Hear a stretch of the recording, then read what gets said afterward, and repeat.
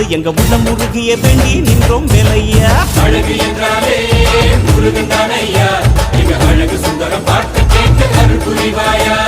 சேவல் கொடியுடன் சிரிக்கும் முருகையா, எங்க வாழ்க்கையில வெற்றி பொங்க வருவாயா.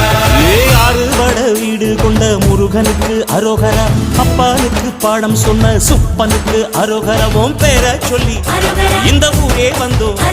உன்னை தேடி வந்து எங்க உள்ளம் முருகிய வேண்டி நின்றோம் வேலை.